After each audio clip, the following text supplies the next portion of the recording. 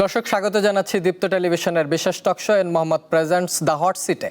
প্রতি বৃহস্পতিবার রাত 11:35 এই আয়োজন নিয়ে আমরা হাজির হই আপনাদের সামনে। আজকের পর্বে কে থাকছেন অতিথি, চলুন দেখে নেই।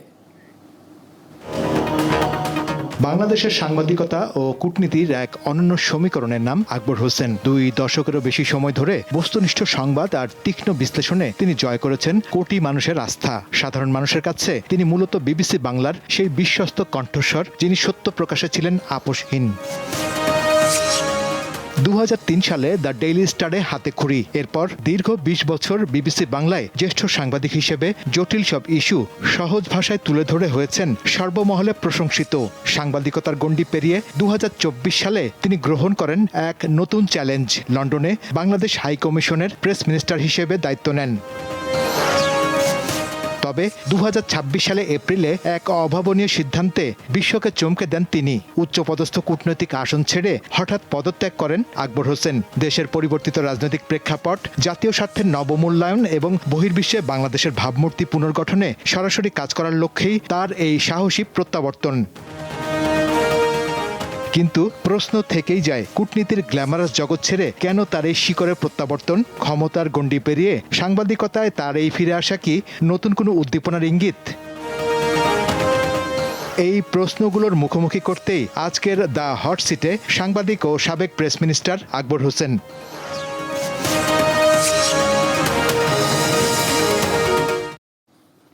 দর্শক, আমাদের আজকের অতিথি সাংবাদিক আকবর হোসেন।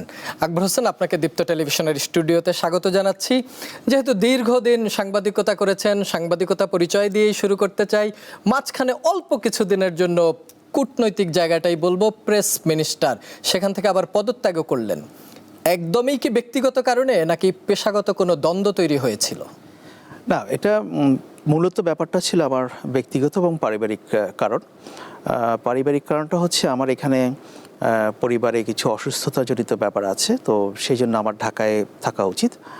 আর সেকেন্ড থিং হচ্ছে যে ব্যক্তিগত কারণটা হচ্ছে ওখানে কাজটা আমি এনজয় করছিলাম না। আপনাদের এই শুরুতে যেটা আপনারা দেখালেন, তো এটা দেখে আমার মনে হচ্ছিল যে মানে আপনারা যা বলেছেন ব্যাপারটা আসলে ওই রকম না। মানে আমার আসলে ওইরকম কোনো প্রেস মিনিস্টারের ওইরকম কোনো কূটনৈতিক রোল আসলে বাংলাদেশে নেই। এটা একটা মধ্যম সারির সরকারি চাকরি এবং আমাদেরকে যে নিয়োগ দেওয়া হয়েছিল এটা যুগ্ম সচিব পদমর্যাদার একটা জব। এবং এখানে যেটা হয়, বাংলাদেশে আপনি যুগ্ম সচিব পদমর্যাদার এরকম আমার ধারণা কয়েক হাজার অফিসার আছেন। সো এটা ব্যাপারটা ওইরকমই, ইটস এ জব। মানে এটা এমন খুব যে বেশি সিগনিফিকেন্ট কিছু ব্যাপারটা ওইরকমও না, এবং আমি ব্যাপারটাকে ওইভাবে দেখিও না।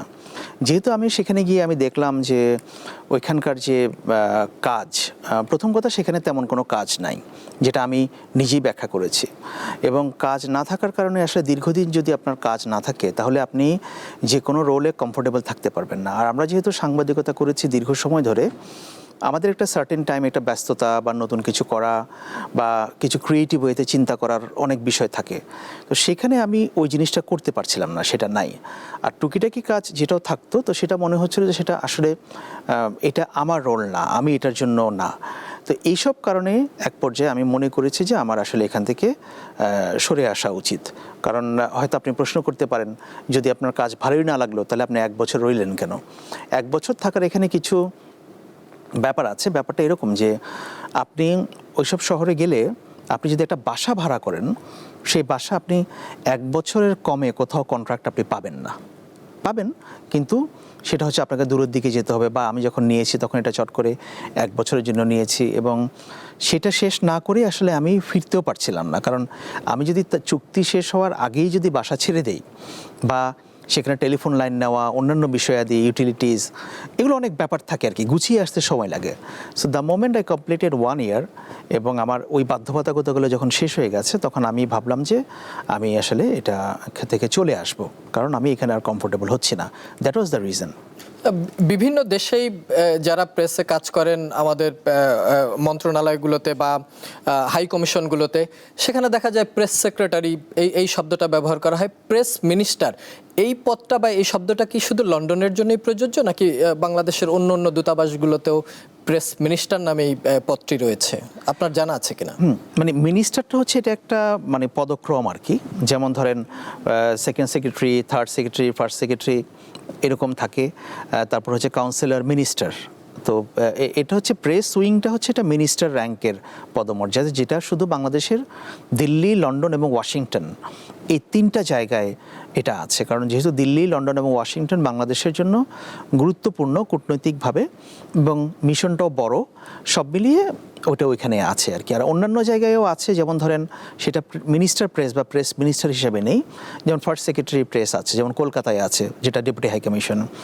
একই জিনিস আপনি পাবেন জাপানেও অনেক সময় মিনিস্টার প্রেস মিনিস্টার নিয়োগ করা হতো এক সময়, আমি জানি না, বাট ফার্স্ট সেক্রেটারি প্রেস আছেন, কুয়ালালামপুরে আছে, নিউ ইয়র্কে আছে। তো ওগুলো আবার হয়তো পলিটিক্যাল নিয়োগ না, বাইরে থেকে নিয়োগ দেওয়া হয় না, ওইটা তথ্য মন্ত্রণালয়ের বা যারা ক্যাডার সার্ভিসের লোক তারাই সেখানে পোস্টেড হন অধিকাংশ ক্ষেত্রে আর কি। কখনো কখনো বাইরে থেকেও যান, সেটা যান না তা না। আপনার মতো একজন সাংবাদিক এমন একটি দায়িত্ব পেল এবং আপনি বলছেন যে ওইখানে আসলে খুব বেশি কাজ নেই, কিন্তু এই যে পদ, আমরা তো এদেরকে রাষ্ট্রই নিশ্চয়ই, আপনি রাষ্ট্রের বেতনভুক্ত কর্মকর্তা হিসেবেই ওখানে কাজ করেছেন যুগ্ম সচিব পদমর্যাদায়।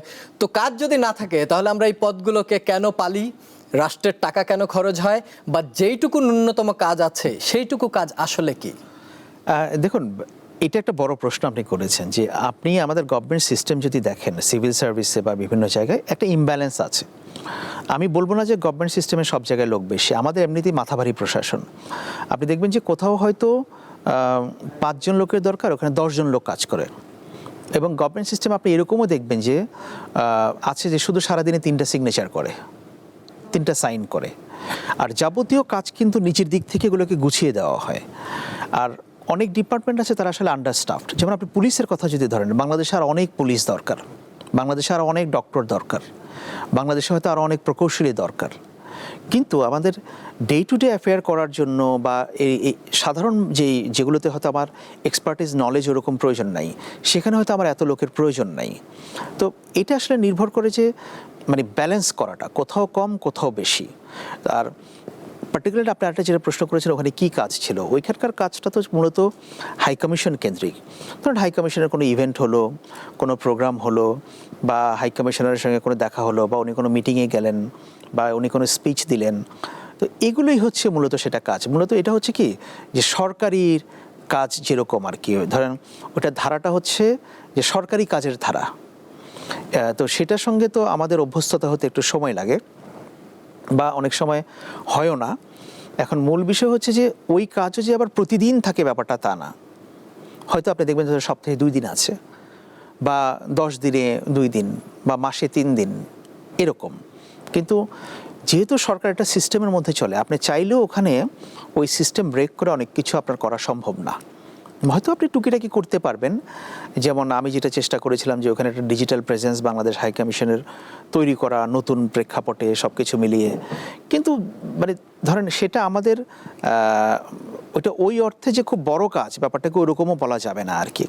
এটা একজন নভিস জার্নালিস্ট উনিও এই কাজটা করতে পারেন। বা আমার কাছে মনে হয় যে এটা আমাদের ফরেন সার্ভিসে যারা ডিপ্লোম্যাট আছেন, যারা বিভিন্ন জায়গায় পোস্টেড, এটা তাদের একটা অ্যাডিশনাল ডিউটি হতে পারে। এটার জন্য আলাদা একজন লোক এই পদমর্যাদার প্রয়োজন নেই। অর্থাৎ ওনারা অন্য কাজ করছেন ফরেন সার্ভিসের লোকজন, তার পাশাপাশি এইটাও একটা তাদের কাজ হতে পারে। আপনার কাছে মনে হচ্ছে এটা অনেকটা আলংকারিক বা অলংকারিক পদ যেটা আমরা বলি? আমার কাছে মনে হয়েছে যে এই পোস্টগুলো হচ্ছে যেগুলো একটা প্রাইস পোস্টিং। আপনি যদি মানে মনে করেন যেটা তো আর আমি প্রথম যাইনি, আমার আগে বহু লোক এখানে গেছেন। সো আমার কাছে মনে হয়েছে যে যারা ধরেন অত কাজ করতে পছন্দ করেন না, বা অনেক ক্ষেত্রে যেটা হয় যে ঠিক আছে হ্যাঁ কাউকে আমি সেখানে দিলাম, ওখানে থাকলো, বা এই পদমর্যাদা নিয়ে কিছুদিন চাকরি করলো, ব্যাপারটা এরকম। আমরা দেখেছি যে বিগত সরকারের সময়ে যারা সরকারের মদতপুষ্ট ছিল, এরকম শব্দটি আমি ব্যবহার করছি, তাদেরকে বিভিন্ন জায়গায় দিল্লিতে, কলকাতায় বা দেশের বাইরে অনেকগুলো জায়গায় দেওয়া হয়েছে। যদি আমরা সেরকমই ধরে নেই যে আকবর হোসেনের পদটিও সেরকম ছিল, তাহলে কি অন্তর্বর্তীকালীন সরকারের মদতপুষ্ট ছিল আকবর হোসেন? এইটার যদি ওই ব্যাখ্যা দিলে পরে এটা তো আমি আসলে ওইভাবে খণ্ডাতে পারবো না। সেটা খণ্ডানোর বা আমি যদি সেটা বলি যে না, এটা আপনিও হয়তো বিশ্বাস করবেন না, বা অনেকেই হয়তো মনে করবে না, কারণ যেহেতু প্রচলনটা ওইভাবেই হয়ে আসছে, আমরা এটাই দেখে এসছি যে এটা এরকমই হয়। So, আমি যেটা মনে করি মানে বলতে চাই যে একটা মানে প্রবাদ আছে যে প্রবাদটা আমি ব্যবহার করতে চাই যে আমি নিজে হয়তো ব্যাখ্যা দিব না, বাট যেটা সত্যি বা যেটা প্রকাশ হওয়ার সেটা আপনা আপনি প্রকাশ হয় বা কোনো না কোনো সময় মানুষ সেটা জানে। এখন আমি তো একটা জব ছেড়ে আরেকটা জবে গেছি, এটাকে আমি একটা চাকরি হিসেবেই দেখেছি, ইটস নাথিং এলস। আমি জানি না কেন এটাকে এত বড় হিসাবে কেন দেখা হচ্ছে, এটাতে কেন এত মিডিয়া অ্যাটেনশন, এটা আমার এখনো পর্যন্ত এটা আমার বোধগম্য না। আমার মনে হয়েছিল যে আমি বিবিসি থেকে ছেড়ে একটা জব ছেড়ে আমি আরেকটা জবে আমি যাচ্ছি for gaining some experience, that's it. কিন্তু আমার চাকরি পাওয়াটাও এখানে অনেক বড় খবর হয়ে গেল, চাকরি ছাড়া তো তার চেয়ে আরও বেশি বড় খবর হয়ে গেল। কেন হলো এটা আমার কোনো আইডিয়া নেই। না, কিন্তু আমরা একটু ধারণা করতে পারি, যেহেতু আপনি বিবিসির মতো একটি গুরুত্বপূর্ণ জায়গায় কাজ করেছেন, বিবিসি বাংলাতে কাজ করেছেন, বিবিসির নিউজের ক্ষেত্রে অনেক ধরনের ভূমিকা থাকে। এটা সরকার পরিবর্তনে থাকে কিনা সেটা হয়তো জনগণ বলবে, বা যারা বিবিসি দেখে বা বিবিসি পড়ে তারা হয়তো বলবে, কিন্তু থাকে। সেই জায়গা থেকে আকবর হোসেন বিবিসি ছেড়ে দিয়ে লন্ডনের মতো একটা জায়গায় দায়িত্ব নিয়েছে। ধরেন দিল্লি, লন্ডন, ওয়াশিংটন, এই বিষয়গুলোকে গুরুত্ব দেওয়া হয়, তো সেই জন্যই হয়তো মনে করা হয়েছে যে আকবর হোসেন খুবই গুরুত্বপূর্ণ দায়িত্ব নিয়েছে এবং সে লন্ডনে বসে ইন্টারন্যাশনাল মিডিয়ার সাথে যে সম্পর্ক বা বাংলাদেশকে বিদেশের মিডিয়াতে যেভাবে রিপ্রেজেন্টেট করতে চাই সেটা হয়তো আকবর হোসেন করছে। ওইখানে বসে আপনার কি বিদেশি মিডিয়ার সাথে খুব বেশি কাজ করার সুযোগ হয়েছিল? সেটা হয়েছিল। আমার মূল টার্গেটটাই ছিল যে তাদের সঙ্গে, বা যেহেতু বাংলাদেশে একটা পরিবর্তিত রাজনৈতিক পরিস্থিতি, সামনে নির্বাচন, তখন আমি তখনকার কথা বলছি, এবং 5ই আগস্ট পরবর্তী বাংলাদেশ নিয়ে ওয়েস্টার্ন মিডিয়ার একটা ব্যাপক আগ্রহ, সব কিছু মিলিয়ে ওনাদের সঙ্গে আমাদের একটা আন্ডারস্ট্যান্ডিংয়ের ব্যাপার ছিল।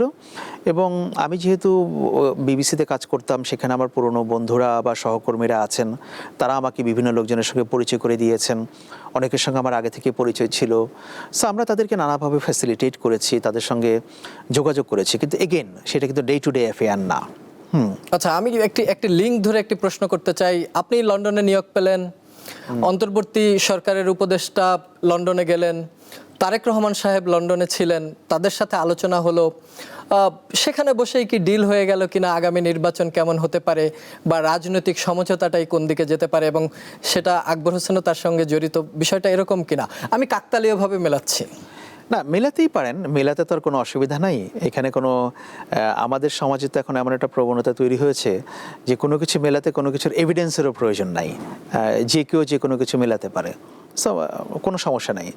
কিন্তু প্রকৃতপক্ষে যেটা হচ্ছে যে প্রধান উপদেষ্টা যখন লন্ডনে গিয়েছেন, এবং আপনারা বা অনেকে সেটাকে যেভাবে পোর্ট্রে করানোর চেষ্টা করছেন যে নির্বাচন নিয়ে আগে থেকে কোনো সমঝোতা হয়েছিল কিনা, এরকম কোনো কিছু আমার জানা নেই।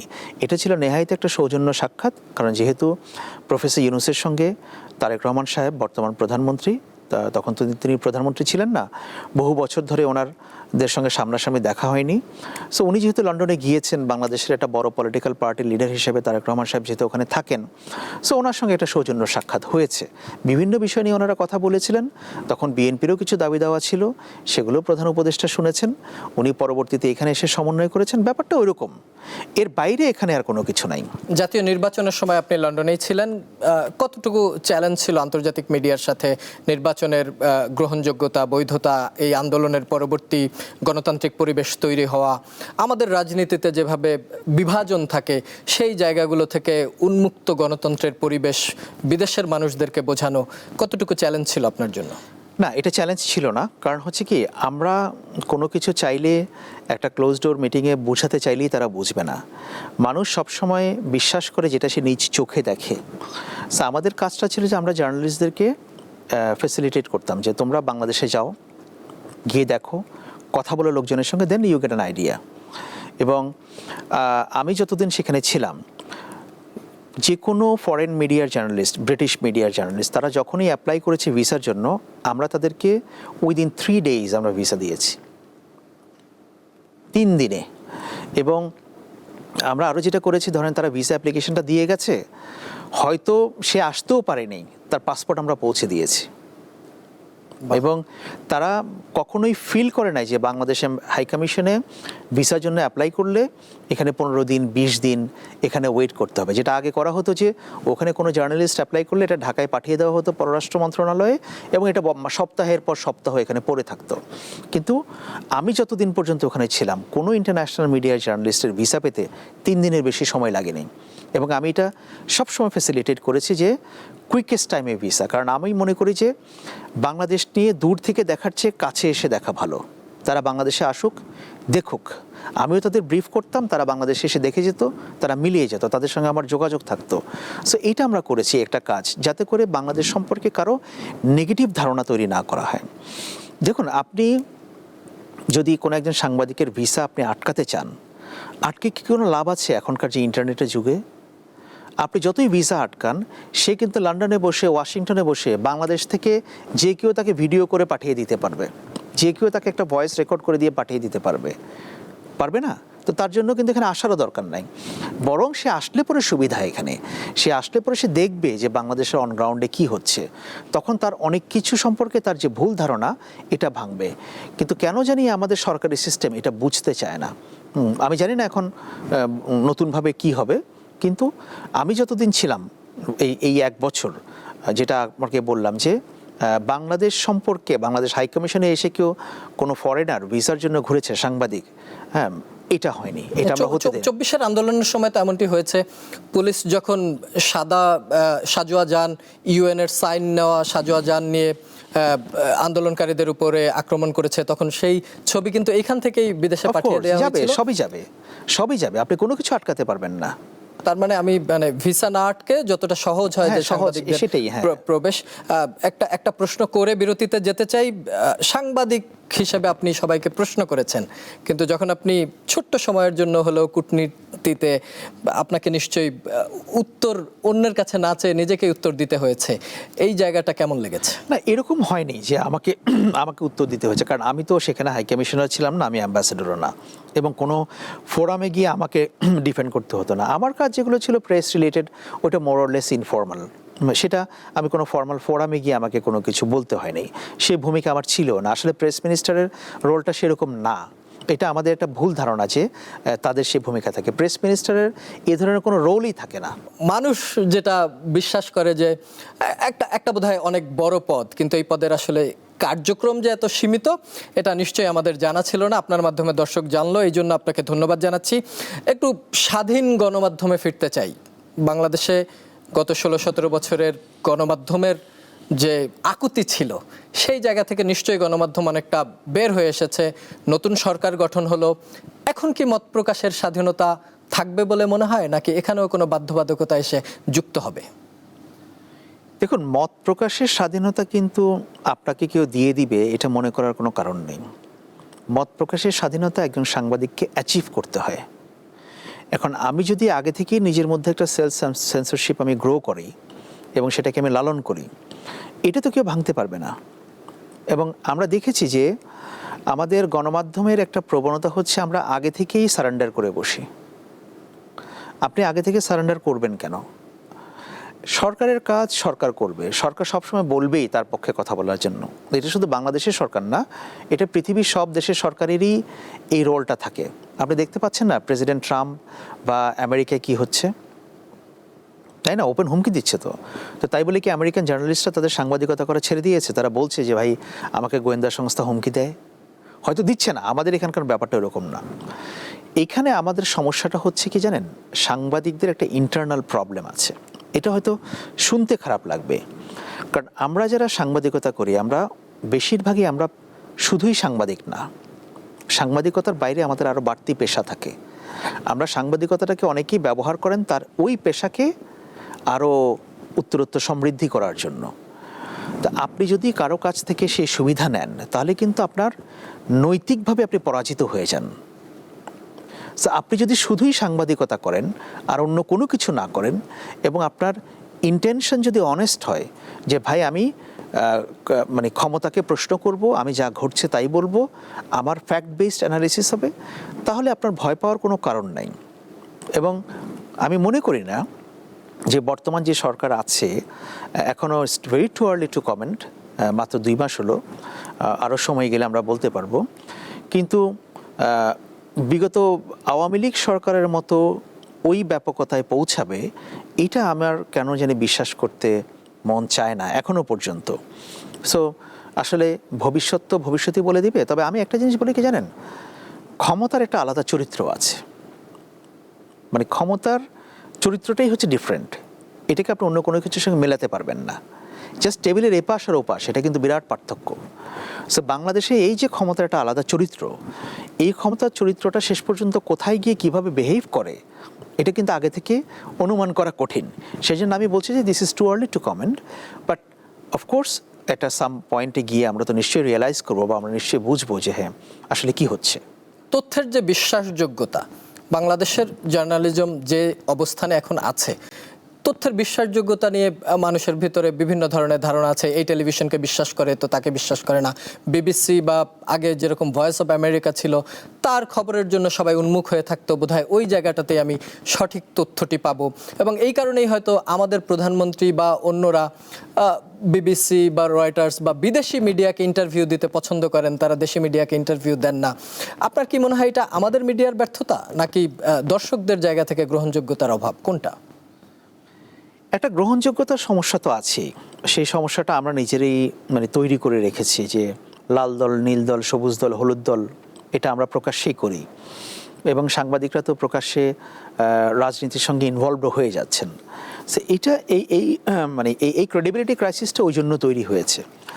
আর আমার কাছে একটা সময় মনে হতো, আমি যখন প্রথম সাংবাদিকতা করি তখন তো বিবিসির অনেক প্রভাব বাংলাদেশে, এবং আমার কাছে মনে হচ্ছে যে বাংলাদেশে যত মিডিয়ার গ্রোথ হতে থাকবে, টেলিভিশন চ্যানেল আসবে, তখন মনে হয় একটা বা দুটো টেলিভিশন চ্যানেল ছিল, যে যত টেলিভিশন চ্যানেলের আবির্ভাব হবে, নতুন নতুন পত্রিকা আসবে, তত হয়তো বাংলাদেশে ইন্টারন্যাশনাল মিডিয়া, বিশেষ করে বিবিসির ভূমিকা অনেক কমে যাবে। কিন্তু বাস্তবতা হচ্ছে এই ভূমিকাটা না কমে আরও বেড়ে গেছে। বাংলাদেশে গণমাধ্যমের সংখ্যাও বেড়েছে, বা ইন্টারন্যাশনাল মিডিয়ার গুরুত্বও বাংলাদেশে বেড়ে গেছে। ব্যাপারটা হওয়ার কথা ছিল কিন্তু উল্টো, কিন্তু সেটা হয়নি। কেন হয়নি? কারণ আমাদের সংখ্যা বেড়েছে কিন্তু গ্রহণযোগ্যতা বাড়ে নাই। That is the problem. যদি আমাদের গ্রহণযোগ্যতা সংখ্যা বাড়ার সঙ্গে সঙ্গে বাড়তো, তাহলে তো ব্যাপারটা এরকম হতো না। কিন্তু কি কারণে? এই যে নানাবিধ কারণ বললাম, যে আমাদের সাংবাদিকদের পলিটিক্যাল আইডিওলজি, অ্যালাইনমেন্ট, এটা খুব মানে প্রকট হয়ে যায়, প্রকাশ্য হয়ে যায়। মালিকদের একটা ব্যাপার থাকে, আপনার মালিকরা যখন যে সরকার, তখন সেই সরকারের সঙ্গেই তাদের একটা সখ্য থাকে। হ্যাঁ, সরকার না বললেও তারা 2 লাইন বাড়িয়ে গিয়ে এগিয়ে গিয়ে সরকারকে সার্ভ করার চিন্তা করে। সো এইসব কারণে হচ্ছে যে ওই ট্রাস্ট বা ক্রেডিবিলিটি ক্রাইসিসটা তৈরি হয়েছে। এখন তো ডিজিটাল প্ল্যাটফর্মগুলো তৈরি হয়েছে, প্রত্যেকের হাতেই মোবাইল আছে, তার মানে সে সাংবাদিক না হলেও সে সাংবাদিকতার এলিমেন্টসগুলো জোগাড় করে দিতে পারে। এই জায়গায় কি এখন মেইন স্ট্রিম মিডিয়াগুলো চ্যালেঞ্জের মুখে পড়ছে বা পড়বে? আমার তো মনে হয় অলরেডি পড়ে গেছে। কারণ আপনার সোশ্যাল মিডিয়ার যে উত্থান, ডিজিটাল মিডিয়ার যে আবির্ভাব, এটা তো এখন নির্দেশ করে দিচ্ছে যে তারা এখন এজেন্ডা সেট করে দিচ্ছে। আপনি দেখেন, আগে আমাদের পত্রিকা বা টিভিগুলো তারা নিউজ করতো, লোকে সেটা দেখতো। আর এখন সোশ্যাল মিডিয়াতে আমরা নিউজ দেখি বিভিন্ন এলিমেন্ট, এবং টিভি বা পত্রিকা সেগুলোকে ফলো করে যে সোশ্যাল মিডিয়া ট্রেন্ডটা কী, মানুষ কী নিয়ে কথা বলছে। সো সোশ্যাল মিডিয়া এখন আমাদের নিউজ এজেন্ডাটাকে তারা সেট করে দিচ্ছে। এবং এটা এক অর্থে ভালো যে সোশ্যাল মিডিয়া থাকার কারণে আমরা অনেক খবর হয়তো মেইন স্ট্রিম মিডিয়াতে পাই না। তারা পলিটিক্যাল কারণে হোক, নানা চাপে হোক, সেটাকে তারা চেপে যায় বা চেপে যেতে পছন্দ করে। কিন্তু সোশ্যাল মিডিয়া থাকার কারণে অনেক সময় এটা অসম্ভব হয়ে যায়, এটা কঠিন হয়ে যায়। সো এটা ইন এ ওয়ে গুড, আমি বলবো। আপনি যতদিন লন্ডনে ছিলেন, খুবই অল্প সময়ই বলবো, এই 1-1.5 বছর, বাংলাদেশ সম্পর্কে বিদেশিদের যে ধারণা, অনেক সময় অনেক ধরনের ন্যারেটিভ দাঁড় করানো হয়, বা বিদেশি মিডিয়া এখান থেকে যে ধরনের সাপোর্ট দেওয়া হয়, সেই জায়গায় কি কোনো নেগেটিভ ন্যারেটিভ ছিল যেটা আপনি ভাঙতে পেরেছেন? না, আমি তো বললাম যে আমার জায়গাটা তো খুব ছোট। মানে বিদেশি মিডিয়া বলতে বিদেশি মিডিয়া বলতে তো ওখানে শুধু ব্রিটিশ মিডিয়া বা আপনার ওয়েস্টার্ন মিডিয়ার কলেবরটা তো অনেক বড়। বাট আমি এতটুকু বলতে পারি যে আপনি দেখবেন যে গত 1-1.5 বছরে বাংলাদেশ সম্পর্কে কিন্তু ব্রিটিশ মিডিয়া অতটা হোস্টাইল হয়নি। আপনি দেখবেন যে বাংলাদেশ নিয়ে যে তারা বড় আকারের কোনো মানে কি বলবো, ফ্যাক্ট ছাড়া কোনো অ্যানালিসিস করা কোনো স্টেটমেন্ট করা, এগুলো তারা করেনি। বাট দেখুন, মিডিয়া কিন্তু মিডিয়ার কাজ করবে। মিডিয়া যেখানে নিউজ পাবে সেটা তারা করবে, যেখানে তারা অ্যানালিসিস পাওয়ার কথা তারা সেটা করবে। এটাকে পজিটিভ বা নেগেটিভ আমি ওই অর্থে দেখার কোনো কারণ মনে করি না। আমি দেখি যে ধরেন আপনি একটা রিপোর্ট করলেন আমাকে নিয়ে, সেখানে আমাকে যাতে ফেয়ারলি ট্রিট করা হয়, যাতে আমি ফেয়ারলি ট্রিটেড হই, আমি এটা চাইবো। আমার ভয়েসটাও যেন থাকে, আমিও যাতে আমার নিজেকে ব্যাখ্যা করার সুযোগ পাই। কিন্তু আমি তো আপনাকে রিপোর্টিং থেকে আটকাতে পারবো না। সো বিষয়টা হচ্ছে ওই রকম। আপনি যেটা বলছেন যে ব্রিটিশ মিডিয়ার এখনও বাংলাদেশদের দিকে এখনও একটা মানে ভালো একটা পজিটিভ দৃষ্টিভঙ্গি আছে। ইভেন আমাদের 5ই অগস্টের যে অভ্যুত্থান, ওইটার ব্যাপারে তাদের একটা ভালো দৃষ্টিভঙ্গি আছে। এবং আপনি দেখবেন অধিকাংশ ব্রিটিশ মিডিয়া বাংলাদেশের এই 5ই অগস্টের এই অভ্যুত্থানটাকে তারা বলে কি রেভলিউশন, বিপ্লব। যদি বাংলাদেশ রেভলিউশন তারা বলে, এটা কেন বলে তারা সেটা জানে, কিন্তু তারা এই অভ্যুত্থানটাকে অত্যন্ত পজিটিভ ওয়েতে সেটা তারা দেখেছে এবং তারা মনে করেছে এটা বাংলাদেশের জন্য একটা পরিবর্তনের সূচনা হতে পারে। পুরো বিষয়টাকে তারা ওইভাবেই দেখেছে। আমি যতদূর আমার আন্ডারস্ট্যান্ডিং পেলাম আমি সেটাই দেখলাম আর কি। 24-এর বিপ্লব নিয়ে যেহেতু বিদেশিদের এরকম ধারণা, একটু 24-এ ফিরতে চাই। আপনি বিবিসিতে কাজ করেছেন দীর্ঘদিন, বিবিসি কি মানে বায়াসড হয় কিনা, ভেতর থেকে কি দেখেছেন বা কতটুকুই বা আপনি বলতে পারবেন বা সমালোচনা করতে পারবেন 24-এ এবং আমাদের 1/11-এর সময়, এই দুইটা সময় নিয়ে আপনার মতামত জানতে চাই। যে বিবিসি তখন দেখেছি যে এমন নিউজগুলো করেছে যে নিউজগুলো দেখা গেছে যে কখনো সরকারের পক্ষে যায়, কখনো অন্তর্বর্তী সরকারের পক্ষে যায়। সেই সময়ে দুর্নীতিবাজদের বিরুদ্ধে অনেক ধরনের রিপোর্ট করা হয়েছে, সরকারও খুব চড়াও হয়েছিল। বিবিসি কি বায়াসড হয় কিনা? আমি তো দেখিনি। আমি আমার এতদিন বিবিসির অভিজ্ঞতায় আমাকে কেউ বলেনি যে এই রিপোর্টটা এইভাবে করতে হবে। বিবিসির একমাত্র কনসিডারেশন হচ্ছে যে আপনি যে রিপোর্টটা করছেন এটা এডিটোরিয়াল স্ট্যান্ডার্ড এখানে মেনটেন হচ্ছে কিনা, ওইটাকে মেনটেন করে আপনি যে কোনো কিছু করতে পারবেন, কোনো অসুবিধা নেই। আর এই আপনার প্রশ্নের মধ্যেই কিছুটা উত্তরও আছে। আপনি বলছেন যে কখনো এর পক্ষে যাচ্ছে, কখনো ওর পক্ষে যাচ্ছে। দেখুন, একজন সাংবাদিক বা মিডিয়া সে তার কাজ করবে, সেটা কখনো আপনার পক্ষে যাবে, কখনো আমার পক্ষে যাবে। সো আমার পক্ষে গেলেই আমি বলতে পারি না যে এটা আপনার পক্ষে, আপনার বিপক্ষে বা আপনার পক্ষে, হোয়াটএভার। এটা কিন্তু বলার কোনো সুযোগ নাই। সো আমি বিবিসিকে ওইভাবেই দেখি। বাট হ্যাঁ, overall BBC as an organisation সবসময় যে তারা খুব নিউট্রালি রোল প্লে করে, ব্যাপারটা ওইরকম না। সেটা হয়তো করে না সবসময়। যেটা বিবিসির মধ্যেও আছে যে অনেক সমালোচনা আছে যে গাজায় যেভাবে ইসরায়েল হামলা চালিয়েছে তখন বিবিসি যে অনেক কিছু তারা করেনি সেটা নিয়ে সমালোচনা আছে। মিডল ইস্টে বিবিসির ভূমিকা সেটা নিয়ে অনেক সমালোচনা আছে। সো এগুলো তো আছে, কিন্তু বাংলাদেশের ক্ষেত্রে বায়াসড হওয়া, বাংলাদেশ স্পেসিফিক, এটা আমি কখনো দেখিনি। আপনি থাকা অবস্থায় বিবিসির এমন কোনো রিপোর্ট যেটা আপনিই করেছেন, মানে আমি দর্শকদের জন্য জানাতে চাই, আপনারা তো ফিল্ডে গিয়ে একদম কাজ করেন, পরে রিপোর্টটা তুলে নিয়ে আসেন, কি ধরনের প্রতিবন্ধকতা তৈরি হয়? আমি বিবিসি থেকে যতদিন কাজ করেছি আমি কোনো প্রতিবন্ধকতা পাইনি, আমি ফেস করিনি কখনো। খুবই স্মুথলি আপনি সবগুলো রিপোর্ট কভার। এটা কি শুধুমাত্র আন্তর্জাতিক মিডিয়া এই কারণেই? আমার ধারণা তাই, কারণ আপনি যে কোনো ইন্টারন্যাশনাল মিডিয়াতে কাজ করলে পরে আপনাকে এস্টাবলিশমেন্ট টাচ করতে একটু দুইবার চিন্তা করে, কারণ তারা ভাবে যে সেটা করলে পরে এটা নিয়ে একটা ইন্টারন্যাশনাল আউটক্রাই হবে, হ্যাঁ অনেক কিছু হবে, তারা সেটা চায় না। আর ব্যক্তিগতভাবে আমি কিন্তু একমাত্র সাংবাদিকতা ছাড়া আমি আর অন্য কোনো পেশার সঙ্গে কোনোভাবেই জড়িত ছিলাম না, আমি কোনো কিছুর সঙ্গে জড়িত ছিলাম না। আমি কারোর সঙ্গে সেলফি তুলি নাই, কারোর সঙ্গে বিদেশ ভ্রমণে যাই নাই, কারোর সঙ্গে লাঞ্চ করিনি, ডিনার করিনি। সো মানে আমাকে কি নিয়ে ধরবে, কেন ধরবে? একদমই, তার মানে স্বার্থের কোনো দ্বন্দ্ব নাই, যে কারণে আকবর হোসেনকে আসলে কোনো বাধা বিপত্তিতে পড়তে হয়নি। যতটুকু বাধা তৈরি হয়েছে আকবর হোসেন হয়তো নিজেই তৈরি করেছে, সদ্য পদত্যাগ করে চলে এসেছে, যে কারণে হয়তো আলোচনা সমালোচনা বেশি হচ্ছে।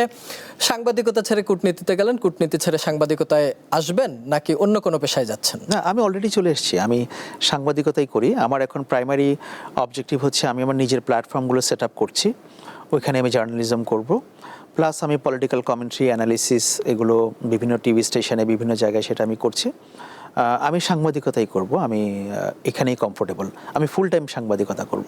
বাংলাদেশের রাজনীতিতে ফিরতে চাই, নতুন সরকার গঠন হয়েছে, 2 মাস পার হয়ে গেল, বিভিন্ন ইস্যু নিয়ে আলোচনা আছে। আকবর হোসেনের মূল্যায়ন কি এই নতুন সরকারের 2 মাস? এটা মূল্যায়ন করাটা একটু টু আর্লি, তাই না? কারণ সরকারের মাত্র 2 মাস, যেহেতু 100 দিনও পার হয়নি। হ্যাঁ, আমি এই সরকারকে বা আমি একটা বেনিফিট অফ ডাউট দিতে চাই বা একটা সময় দিতে চাই, অন্তত 6 মাস। 6 মাস যাওয়ার পরে আমরা মন্তব্য করতে পারবো বড় আকারে যে আসলে সেটা কোন দিকে যাচ্ছে। আর টুকিটাকি যেগুলো ডে টু ডে অ্যাফেয়ারে কমেন্ট করা, সেটা তো আসলে আর কোনো বড় ধরনের পলিসি ডিসিশন না, বা আমরা পলিসি নিয়ে সমালোচনা করছি না এখনো, বা প্রশংসাও করছি না। সো আমার মনে হয় যে একটু ওয়েট করতে হবে। ওয়েট করলে পরে সেটা আমরা বুঝতে পারবো যে আসলে পরিস্থিতি কোন দিকে যাবে। একটু অধ্যাদেশগুলো নিয়ে কথা বলতে চাই। অন্তর্বর্তী সরকারের 133 অধ্যাদেশের মধ্যে কতগুলো অধ্যাদেশকে বাদ দেওয়া হয়েছে, বেশ কয়েকটি পাশও করা হয়েছে। দুর্নীতি দমন কমিশন অধ্যাদেশ, জাতীয় মানবাধিকার কমিশন অধ্যাদেশ, গুম প্রতিরোধ ও প্রতিকার, গণভোট অধ্যাদেশ সহ অন্তর্বর্তী সরকারের আমলে জারি করা 20টি অধ্যাদেশ এই অধিবেশনে পাশ হয়নি। এইগুলো নিয়ে আপনার মূল্যায়ন কি? নিশ্চয়ই এই অধ্যাদেশগুলো যেগুলো সবচেয়ে গুরুত্বপূর্ণ এবং সংবেদনশীল, সেইগুলোই পাশ করা হলো না। তাহলে আমাদের বা মানুষের যে 24-এর চাওয়া ছিল, এই সংসদ কি তা পূরণ করার ক্ষেত্রে মানে বাধা হয়ে দাঁড়াচ্ছে? না, সবচেয়ে গুরুত্বপূর্ণ বা সংবেদনশীলগুলো পাশ করা হয়নি ব্যাপারটা মনে ঠিক না। কারণ হচ্ছে যে অনেক গুরুত্বপূর্ণ একটা অধ্যাদেশ ছিল আওয়ামী লীগের কর্মকাণ্ড নিষিদ্ধ করা, সেটা তো পাশ করেছে, সে সর্বসম্মতভাবেই পাশ হয়েছে। এরকম আরও অনেক কিছুই করেছে। এখন দেখুন, বিএনপি একটা বড় রাজনৈতিক দল, তাদের একটা কমিটমেন্ট আছে, এবং প্রধানমন্ত্রী তারেক রহমান বলেছেন কয়েকদিন আগে যে বিএনপি যে জুলাই সনদে স্বাক্ষর করেছে সেটা অক্ষরে অক্ষরে তারা পালন করবে। এখন বাস্তবায়ন প্রক্রিয়ায় বিএনপি যেটা করতে চায়, আমি যতটুকু বুঝি, বিএনপি হয়তো অনেক পক্ষকে একসঙ্গে নিয়ে খুশি করে তারা কাজটা করতে চায়, কিন্তু তারা এটা করবে না, এটা কিন্তু তারা এখনো বলছে না। হ্যাঁ, হয়তো ইনিশিয়াল সাইনে আপনি বলতে পারেন যে তাহলে এই প্রবলেমগুলো কেন হচ্ছে। বিরোধী দল তাদের কথা বলছে, তারা বলুক, কিন্তু বিএনপির ভাবনা কিন্তু ছোট রাজনৈতিক দলের মতো হবে না। বিএনপির ভাবনা এনসিপির সঙ্গে মিলবে না, বিএনপির ভাবনা জামায়াত ইসলামের সঙ্গে মিলবে না। কারণ ইয়াস, জামায়াত এই নির্বাচনে ভালো করেছে তাদের অতীতে যে কোনো সময়ের তুলনা, but Jamaat Islami is not as big as BNP, and NCP তো নাই। সো তাদের সঙ্গে বিএনপির চিন্তাধারার একটু তফাৎ থাকবে। বিএনপি যেটা ভাববে সেটা বিএনপি মনে করবে যে, কারণ যেহেতু তাদের একটা ব্যাপক পাবলিক সাপোর্ট আছে, বা তারা সেই ভোটে ক্ষমতায় নির্বাচিত হয়ে আসছে, এবং কিভাবে রাষ্ট্রযন্ত্রকে স্টেবল রাখা যায় এবং সেখানে তারা কিভাবে কমফোর্টেবলি কাজ করতে পারে, অনেক কনসিডারেশন তাদেরকে নিতে হবে। সো তারা আরও সামনের দিকে যখন যাবে, আমার বিশ্বাস যে হয়তো এই অধ্যাদেশগুলো যেগুলো এখনো পর্যন্ত রহিত হয়ে গেছে বা এই সংসদে পাশ করানো হয়নি, এগুলোর ব্যাপারে তারা আরও আলাপ আলোচনা করে একটা সিদ্ধান্তে তারা উপনীত হবে। কিন্তু এগুলোকে আউটরাইটলি রিজেক্ট করবে, আমি এরকম কোনো সম্ভাবনা আপাতত দেখছি না। আমি হয়তো ভুলও হতে পারি। এগেইন আমি বলছি যে আমি এটার জন্য একটা সার্টেন টাইম তাদেরকে দিতে সময় দিতে চান। একদিনে 2 ভোট হলো, জাতীয় নির্বাচনের ভোট এবং গণভোট। পরবর্তীতে জামায়াতের নেতৃত্বাধীন যে জোট ছিল তারা 2টি শপথ নিল, কিন্তু বিএনপি 1টি শপথ নিল। একদম সংসদের শুরুতেই এই বিষয়টি নিয়ে ডিবেট তৈরি হলো। আপনার মূল্যায়ন কি? গণভোট কি মানে ঠিক ছিল কিনা, বা হওয়াটা উচিত ছিল কিনা, বা শেষ পর্যন্তই বা কোথায় গিয়ে গণভোট দাঁড়ালো? ব্যক্তিগতভাবে আমি গণভোটের পক্ষে ছিলাম না। আচ্ছা, যেহেতু সরকার গণভোট করেছে, আমি তো গণভোটে ভোট দিয়েছি, এবং এই গণভোটে হ্যাঁ জয়যুক্ত হয়েছে, মানে কত 68% ভোট তারা পেয়েছে। এখন যেহেতু একটা গণভোট হয়ে গেছে, আমি মনে করি গণভোটের এই রায়টাকে সম্মান করা উচিত, কারণ জনগণের রায়ের উপরে আর কোনো রায় থাকতে পারে না। আমি যত যুক্তি দেই না কেন, এটার উপরে আর কোনো রায় থাকতে পারে না। সো ওই গণভোটটা এখন আমার ধারণা যে বিএনপি হয়তো এটা এট সাম পয়েন্ট এটা তারা মেনে নেবে, বা এটা তারা মানবে, এটাকে তারা আউটলেটলি রিজেক্ট করবে না।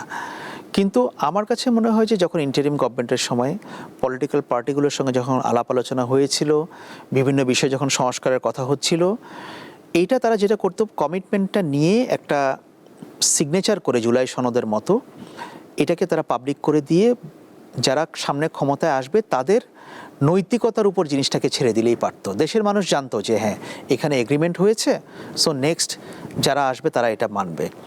কিন্তু গণভোট যাই হোক, সরকার গিয়েছে নানাভাবে, বিভিন্ন প্রেশার ছিল। আর আমি রাষ্ট্র সংবিধান এগুলোকে না খুব জটিল আবর্তে আমি হিসাব করতে চাই না। এটার প্রয়োজনটাই বা ছিল কি যে 2টো শপথ নেওয়ার? আপনি তো গণভোট অলরেডি রায় দিয়েই দিয়েছেন, সো এটাই মানতে হবে। এটার জন্য আবার বাড়তি একটা শপথ নিতে হবে, বা জুলাই অধ্যাদেশের যেটা বলা হয়েছে সে অনুযায়ী এটাকে একটা শপথের মধ্যে আনতে হবে। এই আইডিয়াটা আমি পছন্দ করছি না। আপনি এখন পার্লামেন্টে ডিবেট করেন কিভাবে সরকারকে বা সরকারি দলকে এটাতে বাধ্য করানো যায় এই গণভোটের বা সংস্কারের যে প্রস্তাবনা এগুলোকে মানার ক্ষেত্রে, সেটা আমরা করতে পারি। কিন্তু রাষ্ট্র ব্যবস্থা আমার মনে হয় যে একটা সিস্টেমের ভেতর দিয়ে যাওয়া উচিত। এটা দেখেন, বিপ্লব বা অভ্যুত্থান কিন্তু প্রতিদিন হবে না, এবং আমরা যদি সব কিছুকে অভ্যুত্থানের ন্যারেটিভ দিয়ে বা অভ্যুত্থানের লেন্স দিয়ে আমরা দেখার চেষ্টা করি, সেটাও কিন্তু মনে হয় ঠিক হবে না। অভ্যুত্থান হয়েছে একবার, মানুষ বলে দিয়েছে কি করতে হবে। মানুষ যদি একটা সার্টেন টাইমের মধ্যে এই পরিবর্তনগুলো না পায়, মানুষ আবার অভ্যুত্থান করবে, তাই না? কিন্তু আমি প্রতিদিনকার ঘটনাগুলোকে আমি অভ্যুত্থানের লেন্স দিয়ে দেখার চেষ্টা করি, তাহলে হয়তো বিষয়টা খুব বেশি হেলদি হবে না। আমার কাছে এটাই মনে হয়। অধ্যাদেশের পাশের মধ্য দিয়ে দল হিসেবে আওয়ামী লীগের কার্যক্রম নিষিদ্ধ থাকবে যতক্ষণ পর্যন্ত বিচার না হয়, এরকম একটি বিষয় রয়েছে। কিন্তু বাংলাদেশের রাজনীতিতে আমরা এর আগেও দেখেছি যে দলকে নিষিদ্ধ করতে গিয়ে শেষ পর্যন্ত আসলে সেই দলই আন্দোলনে হয়তো অনেক ভালো ভূমিকা রেখেছে অন্য বড় দলগুলোর সাথে।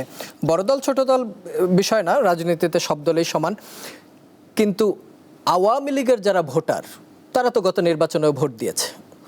সম্প্রতি এনসিপির আহ্বায়ক নাহিদ সাহেব বলেছেন যে যারা ফৌজদারি অপরাধী না, তারা চাইলে এনসিপিতে যোগ দিতে পারবে। এটা কি রাজনীতিতে কোনো নতুন বার্তা দেয় কিনা? হয়তো দেয়, কারণ যাদের বিরুদ্ধে যাদের হাতে রক্তের দাগ নেই, যাদের বিরুদ্ধে বড় আকারের করাপশন অ্যালিগেশন নেই, যাদের বিরুদ্ধে হত্যাকাণ্ডকে উস্কে দেওয়ার অভিযোগ নেই, এবং যাদের বিরুদ্ধে এলাকায় জুলুম করার অভিযোগ নেই, আপনি এই লোকগুলোকে কি করবেন? তারা তো এই সমাজেরই বাসিন্দা, তারা আমার আপনার আশপাশেই থাকে। কেউ আপনার ভাই, কেউ আপনার আত্মীয়, কেউ আপনার চাচা, কেউ আপনার খালু, এই না? আমাদের তো ছোট সমাজ। সো এই লোকগুলোকে তো আপনার এই সমাজে অ্যাকোমোডেট করতে হবে। সো সেই দৃষ্টিভঙ্গি থেকে যদি আপনি চিন্তা করেন, ব্যাপারটাকে একেবারে ফেলে দেওয়ার মতো না। বাট হ্যাঁ, যারা ওই কাজগুলো করেছে, করাপশন করেছে, হত্যা করেছে বা হত্যায় উস্কানি দিয়েছে, তাদেরকে তো বিচার করতে হবে। তারপরে তো আপনি একটা পলিটিক্যাল নেগোসিয়েশনের দিকে বা একটা রিকনসিলিয়েশনের দিকে আপনাকে যেতেই হবে একটা সময়। আমি এটাই মনে করি। আমরা আলোচনার একদম শেষ দিকেই, হয়তো অল্প আর কয়েকটি প্রশ্নের মধ্যে দিয়ে শেষ করতে চাই। এবারে নির্বাচনে বিরোধী দল হয়েছে 11 দলীয় জোট, জামাতের নেতৃত্বাধীন। বাংলাদেশের রাজনীতিতে এটাই তো জামাতের সর্বোচ্চ পাওয়া, সংসদের আসনের দিক থেকেও যদি বলি, ভোটের পার্সেন্টেজের দিক থেকেও বলি, এই পর্যন্ত। সামনে কি হবে সেটা নিশ্চয়ই ভবিষ্যতেই বলে দেবে। সেক্ষেত্রে জামাতের রাজনীতিকে আপনি এখন কিভাবে দেখছেন? আমাদের রাজনীতিতে যে বিভাজন তৈরি হয়েছিল, সেই বিভাজন থেকে বাংলাদেশের রাজনীতি মুক্তি পাবে বলে মনে হয় কি? আমি আপাতত সেই সম্ভাবনা দেখি না। হচ্ছে যে আসলে এখানে সবারই রেসপন্সিবল বিহেভ করতে হবে, কারণ আমাদের তো ডেমোক্রেটিক কালচারটাই নাই। আমরা যদি এই নির্বাচনের মতো পরপর 3টা নির্বাচন করতে পারি, যেটা অবাধ, সুষ্ঠু, নিরপেক্ষ এবং আন্তর্জাতিকভাবে গ্রহণযোগ্য হবে, তাহলে পরে আমরা আমি বলবো যে একটা সার্টেন লেভেলে আমরা পৌঁছাবো। কারণ ডেমোক্রেসি তো প্র্যাকটিসের বিষয়।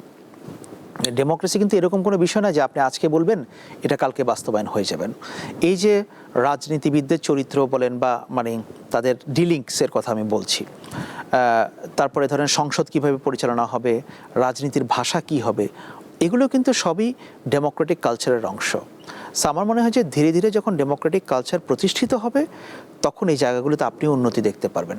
কিন্তু আমরা যদি এগুলোকে নষ্ট করার চিন্তায় থাকি যে না, আমি কাউকে স্পেস দেব না, সরকার যদি মনে করে আমি বিরোধীদেরকে স্পেস দেব না, বিরোধীরা যদি মনে করে যে আমি টানা সরকারের বিরুদ্ধে কুৎসা রটিয়ে যাব বা আমার যা মন চায় আমি সেভাবেই করব, কোনো রেসপেক্ট করব না, আমি এটা উভয়ের ক্ষেত্রেই বলছি, তাহলে তো সেই স্পেস তৈরি হবে না। সো ওই স্পেস তৈরি হওয়ার জন্য এখানে কিছু সংযমের দরকার আছে, কিছু প্র্যাকটিসের দরকার আছে, কিছু ডেমোক্রেটিক ভ্যালুসের দরকার আছে, তাহলে পর আমরা সেদিকে যেতে পারবো। ছোট ছোট কয়েকটি প্রশ্ন করতে চাই। মিডিয়া ফ্রি না কন্ট্রোলড? এটা ডিপেন্ড করে মিডিয়ার উপরে। মিডিয়া যদি ফ্রি দেখতে চায় ফ্রি, যদি কন্ট্রোল দেখতে চায় কন্ট্রোলড। কূটনীতি প্রভাব না সীমাবদ্ধতা? এটার কোনো অ্যান্সার আমার কাছে নাই। তথ্য বিশ্বাসযোগ্য না প্রশ্নবিদ্ধ? সেটা কিসের তথ্য তার উপর নির্ভর করছে, তথ্যটা কে দিচ্ছে তার উপর নির্ভর করছে। আন্তর্জাতিক কাভারেজ ফেয়ার না বায়াসড? এটাও নির্ভর করে কোন আউটলেট করছে, কোন প্রেক্ষাপটে করছে, আপনি সেটাকে কিভাবে বিবেচনা করছেন। আপনার পক্ষে গেলে যদি বলে হয় যে না এটা ফেয়ার, বিপক্ষে গেলে মনে হয় যে বায়াসড, এটা খুবই সাবজেক্টিভ ব্যাপার। আরেকটি প্রশ্ন আপনি উত্তর দিয়ে দিয়েছেন, আপনার পরবর্তী ধাপ মিডিয়া না অন্য কিছু? আপনি সাংবাদিকতায় media, থাকছেন। সাংবাদিকতা। একদম শেষ প্রশ্নটি করতে চাই, আপনি দুই দিকেই দেখেছেন, সাংবাদিকতা এবং রাষ্ট্র, শেষ পর্যন্ত কোনটা বেশি স্বাধীন? সাংবাদিকতা বেশি স্বাধীন। যদি ছোট্ট করে একটু ব্যাখ্যা করেন। এখানে আমরা আমাদের পেশায়, সাংবাদিকতা পেশায় আমরা অনেক ফ্রিডম এনজয় করি, যেটা আপনি সরকারি চাকরিতে গেলে সেটা এনজয় করতে পারবেন না। এবং এখানে আমরা অনেক কথা বলতে পারি, লিখতে পারি, প্রশ্ন করতে পারি, সীমাবদ্ধতা আছে, থাকবে, যেটা আপনার সরকারি চাকরিতে সেই সুযোগটা নাই। ওখানে একটা সিস্টেম আছে, একটা ফরম্যাট আছে, সেই ফরম্যাট অনুযায়ী আপনাকে কাজটা করতে হবে। ইদার আপনি কাজ করবেন, নাহলে আপনি বসে থাকবেন। সো ওইখানে কোনো স্বাধীনতা আছে বলে আমি দেখি না। সো বরং সাংবাদিকতায় অনেক বেশি স্বাধীন। এবং সেই কারণে আকবর হোসেন শেষ পর্যন্ত সাংবাদিকতায় ফিরে Of course. এসেছে। অনেক ধন্যবাদ আকবর হোসেন স্টুডিওতে এসে সময় দেওয়ার জন্য। আপনার সুস্বাস্থ্য কামনা করছি, এবং আমরা জানি যে আপনার আম্মা অসুস্থ, সে কারণেই অনেকটাই আপনি ওখান থেকে চলে এসেছেন। আপনার আম্মারও সুস্থতা কামনা করছি। সবাই ভালো থাকুক, এই আশাবাদ ব্যক্ত করে আজকের মতো শেষ করছি। Thank you. দর্শক, এই ছিল আজকের N Mohammad presents the hot seat. প্রতি বৃহস্পতিবার রাত 11:35 এই আয়োজন নিয়ে আমরা হাজির হই। আগামী বৃহস্পতিবার আবার অন্য কোনো অতিথি আমাদের সঙ্গে থাকবেন। সে পর্যন্ত সবার জন্য রইল শুভকামনা। শুভরাত্রি।